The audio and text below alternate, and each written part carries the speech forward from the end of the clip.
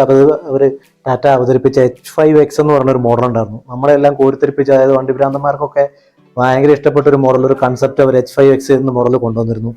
അന്ന് തുടങ്ങിയ ജേർണി ഇന്ന് വന്നിരിക്കുന്നത് ടാറ്റ സഫാരിയിലും ടാറ്റ ഹാരിയറും എന്ന ലെജൻഡറി വണ്ടികളിലാണ് വന്നിരിക്കുന്നത്. അപ്പോൾ അതിൻ്റെ ഭാഗമായിട്ട് ഇത്രയും നാൾ അവർ ഹാരിയർ വന്നെങ്കിലും വലിയൊരു ഫേസ് ലിഫ്റ്റോ വലിയൊരു മാറ്റങ്ങളൊന്നും വരുത്തിയിരുന്നില്ല. പക്ഷേ ഇത്തവണത്തെ മാറ്റങ്ങൾ എന്ന് പറഞ്ഞാൽ ഭയങ്കരമായ മാറ്റങ്ങളാണ് അവർ കൊണ്ടുവന്നിരിക്കുന്നത്. അതായത് നെക്സണിൽ നമ്മൾ കണ്ടു, നെക്സൺ EVയിൽ നമ്മൾ കണ്ടു, ഇപ്പോൾ പുതിയ ഹാരിയറിലും കൊണ്ടുവന്നിരിക്കുകയാണ്, അതായത് സഫാരിയിലും കൊണ്ടുവന്നിരിക്കുകയാണ് ഫേസ് ലിഫ്റ്റിലൂടെ. ജാഗ്വർ ലാൻഡ് റോവർ ലിമിറ്റഡ് എന്ന് പറയുന്ന ലെജൻഡറി സാധനം ടാറ്റയുടെ കീഴിലേക്ക് വന്നതോടുകൂടി ടാറ്റയുടെ വാഹനങ്ങളും, അതായത് ടാറ്റയുടെ ബ്രാൻഡിൽ വന്നുകൊണ്ടിരുന്ന വാഹനങ്ങളും ടാറ്റ കമ്പനിയുടെ മൊത്തം വാഹനങ്ങളും ഡിസൈൻ ചെയ്യുന്നത് ഇപ്പോൾ ലാൻഡ് റോവറിൻ്റെ ഡിസൈൻ ടീമാണ്, അതായത് ബ്രിട്ടീഷ് ഡിസൈൻ ടീമാണ് ചെയ്തിരിക്കുന്നത്. അതിൻ്റേതായ സകല മാറ്റങ്ങളും ഉണ്ട് കേട്ടോ ടാറ്റയ്ക്ക്. ടാറ്റയുടെ സകല വണ്ടികളും ലെജൻഡായി മാറിക്കഴിഞ്ഞു എന്ന് വേണം തന്നെ പറയാം. അപ്പോൾ ആദ്യം തന്നെ നമുക്ക് എക്സ്റ്റീരിയറിൽ എന്തൊക്കെ മാറ്റങ്ങൾ വന്നിട്ടുണ്ടെന്ന് നോക്കാം. ഫ്രണ്ടിൽ നിന്ന് നോക്കുമ്പോൾ തന്നെ കാണുന്നതെന്ന് പറഞ്ഞാൽ ഫ്രണ്ട് ഗ്രില്ല്, അതൊരു ഹെവി മാറ്റം തന്നെയാണ് മാറ്റിയിരിക്കുന്നത്. അതായത് ഫ്രണ്ട് ഗ്രില്ല് എന്ന് പറഞ്ഞു കഴിഞ്ഞാൽ വണ്ടിയുടെ ഏത് വണ്ടിയുടെ ആണെങ്കിലും മുഖം അല്ലെങ്കിൽ നോക്കുമ്പോൾ തന്നെ നമ്മൾ ആദ്യം കാണുന്ന ഗ്രില്ലായിരിക്കും. വലിയ ഗ്രില്ലുകളാണ് കൊടുത്തിരിക്കുന്നത്. പുതിയ ഡിസൈനാണ്. പഴയ ട്രൈയാറോ ഡിസൈനൊക്കെ എടുത്ത് മാറ്റി കേട്ടോ, വാഹനത്തിൽ നിന്ന് മാറ്റിയിട്ടുണ്ട് അത്. അല്ലെങ്കിൽ മുകളിൽ വരുന്ന പോർഷൻ എന്ന് പറഞ്ഞൊരു ക്ലോസ്ഡ് ടൈപ്പ്, അതുപോലെ താഴത്തേക്ക് വരുന്ന ബമ്പറിലേക്ക് വരുന്ന പോർഷനിലെ ഗ്രില്ലാണ് നമ്മുടെ എയർ ഇൻടേക്കിൻ്റെ ഭാഗങ്ങളായിട്ടും എയറോഡൈനാമിക്കായിട്ട് ഡിസൈൻ ചെയ്തിരിക്കുന്ന കാര്യങ്ങളൊക്കെ ചെയ്തിരിക്കുന്നത് കേട്ടോ. അതുപോലെ തന്നെ ഗ്രില്ലിലേക്ക് ഒരു ക്രോം ഫിനിഷ് എത്തിച്ചിട്ടുണ്ട്. അപ്പോൾ എന്തായാലും ഈ ഹെവി ഗ്രില്ല് കാണുമ്പോൾ തന്നെ നമുക്ക് വണ്ടിക്ക് ഒരു മസ്കുലർ ഫീല് കിട്ടുന്നുണ്ട്. ഫ്രണ്ടിൽ നിന്ന് നോക്കുമ്പോൾ തന്നെ ആ ഒരു മസ്കുലർ ഫീൽ വരുന്നുണ്ട്. പിന്നീട് നോക്കി കഴിഞ്ഞാൽ ഫ്രണ്ടിൽ തന്നെ കാണാൻ പറ്റുന്ന പറഞ്ഞു കഴിഞ്ഞാൽ കണക്റ്റിംഗ് ഹെഡ് ലാംപ്സ് ആണ്, അതല്ലെങ്കിൽ DRLകൾ. നമ്മൾ നെക്സണിലും നെക്സൺ EVയിലും പുതിയ ഫേസ് ലിഫ്റ്റൊക്കെ കണ്ടു, കണക്റ്റഡ് ആയിട്ടുള്ള DRLകൾ, ആ സ്മൈലി ഫീച്ചേഴ്സൊക്കെ ഉള്ള, ചാർജ് ചെയ്തുകൊണ്ടിരിക്കുമ്പോൾ ചിരിക്കുന്നതും, അല്ലെങ്കിൽ വണ്ടി സ്റ്റാർട്ട് ചെയ്യുമ്പോഴും ഓൺ ആകുമ്പോഴും ഒക്കെ ഒരു ചിരി പോലെ അങ്ങോട്ടും ഇങ്ങോട്ടും ലൈറ്റ് കിടന്ന് ഓടിക്കളിക്കുന്ന ആ ഒരു കണക്റ്റിംഗ് ലൈറ്റുകൾ, LED സ്ട്രിപ്പ് വരുന്ന ആ ഒരു DRL അത് കൊണ്ടുവന്നുണ്ട്. പിന്നീട് ഹെഡ് ലാമ്പ്, ഫോഗ് ലാമ്പ് എല്ലാം കൂടെ പ്രൊജക്റ്റഡ് ഹെഡ് ലാമ്പുകളും വന്നിരിക്കുന്ന ഒറ്റ യൂണിറ്റിൽ, അതായത് ബൈ ഹെഡ്ലൈറ്റ് എന്നുള്ള ഒരു യൂണിറ്റിലേക്ക് കൊണ്ടുവന്നിട്ട് രണ്ടും കൂടെ ഒന്നിച്ചിട്ടാണ് വന്നിരിക്കുന്നത്. രണ്ടും LED ആണ്, മൊത്തത്തിൽ ഇപ്പോൾ LED ആണ് വന്നിരിക്കുന്നത്. പഴയ ഹെഡ് ലാമ്പ് യൂണിറ്റിൻ്റെ ഡിസൈനും പുതിയൊരു ഡിസൈനും തമ്മിൽ നല്ല വ്യത്യാസമുണ്ട്. പഴയതിന് ചെറിയ എന്തൊക്കെയോ ഒരു ഡിസൈൻ ഉണ്ടായിരുന്നെങ്കിൽ പുതിയൊരു നല്ലൊരു ഡിസൈനിലേക്കാണ് കൊണ്ടുവന്നിരിക്കുന്നത്. എന്തോ ഒരു പോരായ്മയൊക്കെ എനിക്ക് തോന്നിയിരുന്നു പഴയ ഹെഡ്ലൈറ്റിൻ്റെ ഡിസൈനിൽ. ഇപ്പോൾ വന്നിരിക്കുന്ന പുതിയ ഡിസൈൻ എന്ന് പറഞ്ഞാൽ ഭയങ്കര അട്രാക്റ്റീവ് ആയിട്ടുള്ള ഡിസൈനാണ്. അത് തന്നെയല്ല ആ ബമ്പറിൻ്റെ ഒരു കട്ടിങ്, ആ ഒരു കോർണറിൽ കട്ടിങ്ങിനുള്ളിലാണ് ഈ ഹെഡ് ലാമ്പും ഫോഗ് ലാമ്പും എല്ലാം കൂടെ ഒതുക്കിയിരിക്കുന്നത്. എല്ലാം വരുന്നത് LED ലൈറ്റുകൾ തന്നെയാണ് കേട്ടോ മൊത്തം യൂണിറ്റ് വരുന്നത്. പിന്നീട് സൈഡ് പ്രൊഫൈലിലേക്ക് നോക്കിക്കഴിഞ്ഞാൽ ഫേസ് ലിഫ്റ്റ് ആയതുകൊണ്ടായിരിക്കും ഫേസ് മാത്രമാണ് ലിഫ്റ്റ് ചെയ്തിരിക്കുന്നത് വേണേൽ പറയാം. സൈഡ് പ്രൊഫൈലിൽ അത്രയ്ക്കൊരു മാറ്റം വന്നിട്ടില്ല എങ്കിലും ORVM ഒക്കെ പഴയ ഡിസൈൻ തന്നെയാണ്. അതിൽ LED ലൈറ്റ് ഇൻഡിക്കേറ്റേഴ്സ് ഉണ്ട്. പിന്നെ വന്നിരിക്കുന്ന പറഞ്ഞാൽ സൈഡിൽ നിന്ന് ഒരു ബാഡ്ജിങ് കൊടുത്തിട്ടുണ്ട്. അതായത് സൈഡിൽ ഹാരിയർ എന്നുള്ളൊരു ബാഡ്ജിങ് കൊടുത്തിട്ടുണ്ട്. അത് എവിടെന്നോ കടപ്പെടുന്ന പോലെ എനിക്ക് തോന്നി. ചെറിയ ഷൈരി എന്നുള്ളൊരു എഴുത്ത് മെറിഡിയൻ എഴുതിയിരിക്കുന്ന പോലെ എനിക്ക് തോന്നിയതാണെന്ന് അറിയില്ല. നിങ്ങൾക്ക് അങ്ങനെ തോന്നിയെങ്കിൽ കമന്റ് ഒന്ന് ഇടണം കേട്ടോ. അപ്പോൾ സൈഡിൽ വന്നു കഴിയുമ്പോഴത്തേക്ക് ഇതൊക്കെയാണ് ചെയ്തിരിക്കുന്നത്. പിന്നെ ബോഡി കളേർഡ് ആയിട്ടുള്ള ഡോർ ഹാൻഡിൽസ് ആണ് കൊടുത്തിരിക്കുന്നത്. നേരത്തെ എന്ന് പറഞ്ഞാൽ ചിലതിന് ബ്ലാക്ക് ഉണ്ടായിരുന്നു, ക്രോം ഉണ്ടായിരുന്നു, അതൊക്കെ മാറി ഇപ്പോൾ ബോഡി കളർ തന്നെയാണ് വന്നിരിക്കുന്നത്. പിന്നെ ടയർ സൈസ് നോക്കിക്കഴിഞ്ഞാൽ ബേസ് വേരിയന്റിലേക്ക് വരുമ്പോഴത്തേക്കും 17 ഇഞ്ചും ഹൈ വേരിയന്റിലേക്ക് വരുമ്പോഴത്തേക്ക് 18 ഇഞ്ച് അലോയ് വീൽസ് ആണ് വന്നിരിക്കുന്നത്. അലോയ് വീൽ എന്ന് പറയുമ്പോഴത്തേക്ക് പുത്തൻ ഡിസൈൻ. നെക്സണിലും നെക്സൺ EVയിലൊക്കെ നമ്മൾ പുതിയ ഡിസൈൻസ് കണ്ടിരുന്നു. അതുപോലെ തന്നെ ഇതും വന്നിരിക്കുന്ന പുതിയ ഡിസൈനാണ്. പുതിയ ഡിസൈനിൽ വന്നിട്ട് കഴിഞ്ഞാൽ എയറോഡൈനാമിക് ആയിട്ടുള്ള ഇൻസേർട്സ് ആഡ് ചെയ്തുകൊണ്ടുള്ള ഒരു ഡിസൈനാണ് അവർ കൊണ്ടുവന്നത് നെക്സണിൽ. അതുപോലെ തന്നെയാണ് ഇത്തവണയും വന്നിരിക്കുന്നത്. പുതിയ ഇൻസേർട്സ് ഉള്ള പുതിയ ഡിസൈനുള്ള അലോയ് വീലാണ് വന്നിരിക്കുന്നത്.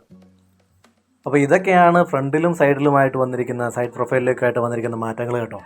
പുതിയതായിട്ട് വന്നിരിക്കുന്ന മാറ്റങ്ങൾ. ഇത് തന്നെ നമുക്ക് നോക്കേണ്ടതെന്ന് പറഞ്ഞാൽ ഇൻറ്റീരിയറിലേക്ക് വന്ന മാറ്റങ്ങളാണ്.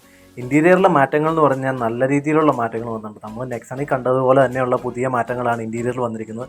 അപ്പോൾ ഇന്നാ പിടിച്ചു ദേ കിടക്കണം മാനത്തുള്ള നക്ഷത്രം മുഴുവൻ എണ്ണാൻ ഭാഗത്തിന് ഒരു ഒന്നാം തരം ഒരു പനോരമിക് സൺറൂഫാട്ടോ കൊടുത്തിരിക്കുന്നത് പുതിയ ഹാരിയറിൽ വന്നിരിക്കുന്നത്. അതും വോയിസ് അസിസ്റ്റഡ് ആണ്.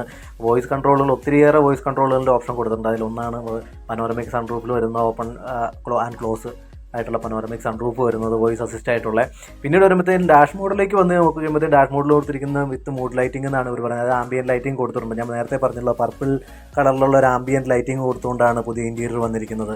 ആ ഡാഷ് ബോർഡിൻ്റെ അങ്ങറ്റം മുതൽ ഇങ്ങറ്റം വരെ ഓടുന്ന ഒരു പർപ്പിൾ കളർ ആംബിയൻ ലൈറ്റിങ്ങിൻ്റെ ചെറിയ സ്ട്രിപ്പും കൊടുത്ത് അതേ കളർ തന്നെ സൺറൂഫിൻ്റെ എഡ്ജുകളിലും കൊടുത്തുകൊണ്ടാണ് കേട്ടോ. അതുകൊണ്ടാണ് ഇവർ മൂഡ് ക്രിയേറ്റ് ചെയ്യാനുള്ള ഒരു, അല്ലെങ്കിൽ മൂഡ് ക്ലിയർ ചെയ്യാനുള്ള ഒരു ലൈറ്റ് ഉണ്ടായതായിരിക്കും. അല്ലെങ്കിൽ ആംബിയൻ ലൈറ്റിംഗ് എന്നുള്ളൊരു പേര് മാറ്റിയിട്ട് ടാറ്റ ഇത്തവണ കൊടുത്തിരിക്കുന്നത് മൂഡ് ലൈറ്റിംഗ് എന്നാണ് കൊടുത്തിരിക്കുന്നത്. ബാക്കി നമുക്ക് ഡാഷ്ബോർഡിലേക്ക് വന്നിരിക്കുന്ന അല്ലെങ്കിൽ ഇൻറ്റീരിയറിൽ വന്നിരിക്കുന്ന മാറ്റങ്ങൾ എന്തൊക്കെയാണെന്ന് നോക്കാം. ഡിജിറ്റൽ സ്റ്റിയറിംഗ് ആണ് വന്നിരിക്കുന്നത്. അതായത് ഡിജിറ്റൽ ഡിസ്പ്ലേ ഉള്ള പുതിയ സ്റ്റിയറിംഗ് നമ്മൾ നെക്സോണിൽ കണ്ടു. ഫ്രണ്ട് നടുക്ക് ടാറ്റയുടെ ലോഗോ വരുന്ന, ഡിജിറ്റൽ ലോഗോ വരുന്ന ഡിസ്പ്ലേ വരുന്ന പുതിയ സ്റ്റിയറിംഗ്. അത് 2 സ്പോക്ക് ആയിരുന്നെങ്കിൽ ഇത് 4 സ്പോക്കാണ് വരുന്നത്. ഈ സ്റ്റിയറിങ്ങിൻ്റെ മോഡൽ നമ്മൾ പഴയ വണ്ടിയിൽ കണ്ടോ, ടാറ്റ സിയറിയും എസ്റ്റേറ്റും പോലെയുള്ള പഴയ വണ്ടികളിൽ 4 സ്പോക്ക് സ്റ്റിയറിംഗ് ഉണ്ടായിരുന്നു കേട്ടോ. അതിനെ എടുത്തിട്ട് ഡിജിറ്റലൈസ് ചെയ്ത് അല്ലെങ്കിൽ ക്രൂസ് കൺട്രോളും കാര്യങ്ങളൊക്കെ കൊടുത്തിട്ട് ഒന്നോടെ ഒന്ന് മോഡിഫൈ ചെയ്ത് ഒരു 4 സ്പോക്ക് ആയിട്ടുള്ള സ്റ്റിയറിംഗ് വീലായിട്ടാണ് പുതിയ സ്റ്റിയറിംഗ് വീൽ വന്നിരിക്കുന്നത്. പിന്നീട് നോക്കുമ്പോഴത്തേക്കും AC-യുടെ ടച്ച് സ്ക്രീനും വരുന്ന അല്ലെങ്കിൽ ടച്ച് കൺട്രോൾസ് വരുന്നതും നമ്മൾ നെക്സണിൽ കണ്ടിരുന്നു. 2 ടോഗിൾ സ്വിച്ച് ഒഴിച്ച് ബാക്കിയുള്ള എല്ലാ കൺട്രോൾസും ടച്ചിലേക്ക് മാറ്റിയിട്ടാണ് നെക്സണിൻ്റെ ഫേസ് ലിഫ്റ്റ് വന്നിരുന്നത്.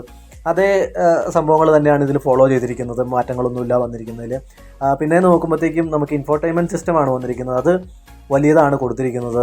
നമ്മുടെ നെക്സണിലുള്ളതിനെ കഴിഞ്ഞും വലുതായിട്ടുള്ള ഇൻഫോർടൈൻമെൻറ്റ് സിസ്റ്റമാണ് കൊടുത്തിരിക്കുന്നത്. അതുപോലെ തന്നെ ഡിസ്പ്ലേ വന്നിരിക്കുന്നത് 10.4 ഇഞ്ചിൻ്റെ ഡിസ്പ്ലേ, ഇൻഫോർടൈൻമെൻറ്റ് അല്ല, ഇൻസ്ട്രുമെൻറ്റ് ക്ലസ്റ്ററിൽ വന്നിരിക്കുന്നത്. അത് ഡ്യുവലായിട്ട് നമുക്ക് അതുപോലെ സിംഗിളായിട്ടും സെറ്റ് ചെയ്യാവുന്ന കാണാവുന്ന രീതിയിലുള്ളൊരു ഇൻസ്ട്രുമെൻറ്റ് ക്ലസ്റ്റർ ഡിജിറ്റൽ ഡിസ്പ്ലേ ആണ് കൊടുത്തിരിക്കുന്നത്.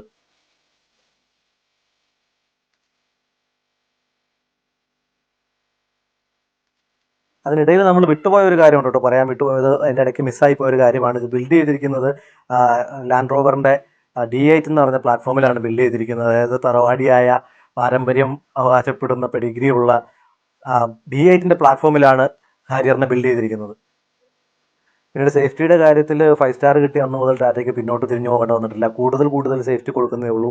ഇത്തവണ 7 എയർ ബാഗാണ് കൊടുത്തിരിക്കുന്നത്. ബേസ് മോഡലിൽ 6ഉം ബാക്കി എല്ലാ മോഡലിലും 7 ആയിട്ട് സ്റ്റാൻഡേർഡ് ചെയ്തുകൊണ്ട്, സേഫ്റ്റിയുടെ സ്റ്റാൻഡേർഡെല്ലാം കീപ്പ് ചെയ്തുകൊണ്ട്, പുതിയ ADAS 3യുടെ സിസ്റ്റം എല്ലാം ഉൾപ്പെടുത്തിക്കൊണ്ട് 11 ഫങ്ഷൻസ് ഉള്ള സേഫ്റ്റി സ്റ്റാൻഡേർഡുകളാണ് ടാറ്റ ഇതിൽ ഉൾപ്പെടുത്തിയിരിക്കുന്നത് കേട്ടോ.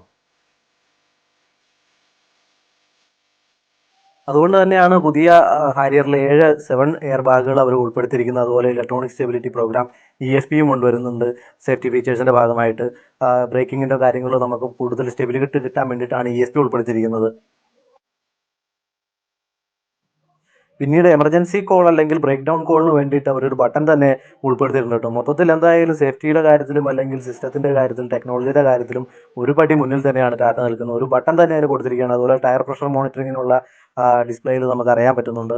പിന്നെ നോക്കിക്കഴിഞ്ഞാൽ ഞാൻ നേരത്തെ പറഞ്ഞല്ലോ 31.24 സെൻറ്റിമീറ്ററിൻ്റെ ഹാർമൻ്റെ ടച്ച് സ്ക്രീനാണ് വരുന്നത് ഇൻഫോർടൈൻമെൻ്റ് ആയിട്ട്. അതുപോലെ തന്നെ 10 JBL സ്പീക്കറുകളുമായിട്ടാണ് സിസ്റ്റം വന്നിരിക്കുന്നത് ഇത്തവണ. കഴിഞ്ഞ തവണയൊക്കെ 8-9 ആയിരുന്നെങ്കിൽ ഇത്തവണ വന്നിരിക്കുന്നത് 8 ആയിരുന്നു തോന്നുന്നു പഴയ ഹാരിയറിൽ.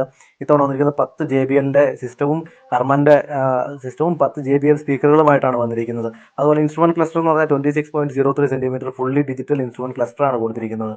അതും നമുക്ക് 2 മീറ്റർ ആയിട്ട് നമുക്ക് ഡിസ്പ്ലേ കാണാൻ സാധിക്കുന്നതാണ്. JBL മ്യൂസിക് സിസ്റ്റം വിത്ത് 10 സ്പീക്കേഴ്സാണ് ടാറ്റ പറയുന്നത് കേട്ടോ. അതായത് ഫ്രണ്ടിലുള്ള ഒരു സ്പീക്കർ എന്ന് പറഞ്ഞാൽ സെൻറ്ററിൽ വരും, ബാക്കി A പില്ലറിലും B പില്ലറിലും രണ്ട് സൈഡിലും 2 വീതം, അങ്ങനെ 4 8 ബാക്കിൽ റയറിൽ ലെഫ്റ്റ് സൈഡിൽ C പില്ലറിലൊന്നും, ഫ്രണ്ടിൽ ബോണറ്റിൻ്റെ സെൻറ്ററിൽ, അതായത് വണ്ടിയുടെ സെൻറ്ററിൽ, അതായത് അതുകൂടെ കൂട്ടിയിട്ട് വന്നിരിക്കുന്നത് 10 സ്പീക്കറുകളാണ് അവിടെ വന്നിരിക്കുന്നത്. അതുപോലെ മൾട്ടിപ്പിൾ വോയിസ് അസിസ്റ്റൻസ് ഇൻക്ലൂഡിങ് അലക്സയാണ് പറഞ്ഞിരിക്കുന്നത്. അലക്സയും സിരിയും ആൻഡ്രോയിഡും ആപ്പിൾ സപ്പോർട്ടും എല്ലാം അടക്കം ഇന്ന് അവൈലബിൾ ആയിട്ട് പ്രീമിയം കാറുകളിൽ അവൈലബിൾ ആയിട്ട് സകല ഫംഗ്ഷനാലിറ്റിയും ഉൾപ്പെടുത്തിക്കൊണ്ടാണ് പുതിയ അപ്ഗ്രേഡ് ചെയ്തിരിക്കുന്നത് ഹാരിയറിലേക്ക്. കൂടാതെ ടാറ്റയുടെ സ്വന്തം ആപ്പായ ഇറയുടെ സെക്കൻഡ് വെർഷൻ അല്ലെങ്കിൽ വെർഷൻ 2 കൂടി അപ്ഗ്രേഡ് ചെയ്തിട്ടുണ്ട്. അതിലും അതുപോലെ തന്നെ കണക്റ്റഡ് ആയിട്ടുള്ള Android audio and Apple CarPlay over WiFi കണക്ഷൻസും എല്ലാം കൂടെ ഉൾപ്പെടുത്തിയിട്ടുണ്ട്. അതുപോലെ നമുക്ക് വണ്ടിയുടെ എല്ലാ കാര്യങ്ങളും മോണിറ്റർ ചെയ്യാനായിട്ട് ഈ ഇറ 2 എന്ന് പറയുന്ന ആപ്പ് കൊണ്ട് നമുക്ക് സാധിക്കുന്നതാണ് കേട്ടോ. പിന്നീട് കൊടുത്തിരിക്കുന്നത് സ്മാർട്ട് ഈ ഷിഫ്റ്ററാണ് കേട്ടോ. അതായത് പുതിയ ഒരു ഡിസൈനിലുള്ള ഈ ഷിഫ്റ്റർ അല്ലെങ്കിൽ ഗിയർ മോഡ് സെലക്ടറാണ് കേട്ടോ കൊടുത്തിരിക്കുന്നത്. അതുപോലെ വയർലെസ് ചാർജർ കൊടുത്തിട്ടുണ്ട്, സി പോർട്ടുകൾ കൊടുത്തിട്ടുണ്ട്, 45 വാട്ട് ചാർജിങ് പോയിൻ്റ് ഉണ്ട്. അങ്ങനെയുള്ള സകല ചാർജിങ് പോയിന്റുകളും ഉൾപ്പെടുത്തിയിട്ടുണ്ട് വണ്ടിയിൽ. ബ്ലൂടൂത്ത് അല്ലെങ്കിൽ വൈഫൈ ചാർജർ അല്ലെങ്കിൽ കോഡ്ലെസ് ചാർജിങ്ങിനുള്ള ഓപ്ഷൻസ് കൊടുത്തിട്ടിരിക്കുന്നു. അതുപോലെ പാർക്ക് അസിസ്റ്റൻസ് അല്ലെങ്കിൽ ഓട്ടോ ഹോൾഡിനുള്ളൊരു ബട്ടൺ തന്നെ ഹാൻഡ് ബ്രേക്കിൻ്റെ സ്ഥലത്ത് സെൻട്രൽ കൺസോളിൽ ഉൾപ്പെടുത്തിയിട്ടുണ്ട്. അതുപോലെ എഞ്ചിൻ്റെ കാര്യങ്ങൾ നോക്കുകയാണെങ്കിൽ 170 PS ഉള്ള ക്രയോടെക് എഞ്ചിനാണ്, ഡീസൽ എഞ്ചിനാണ് വന്നിരിക്കുന്നത്. അതുപോലെ 6 സ്പീഡായിട്ടുള്ള ഓട്ടോമാറ്റിക് ട്രാൻസ്മിഷനും മാനുവൽ ട്രാൻസ്മിഷനും വരുന്നുണ്ട് വണ്ടിക്ക്. പിന്നെ ഒരു ഡ്യുവൽ പാഡിൽ ഷിഫ്റ്റേഴ്സ് ആഡ് ചെയ്തിട്ടുണ്ട് കേട്ടോ. സ്റ്റിയറിങ്ങിൻ്റെ 2 സൈഡിലും പാഡിൽ ഷിഫ്റ്റേഴ്സ് ആഡ് ചെയ്തിട്ടുണ്ട്.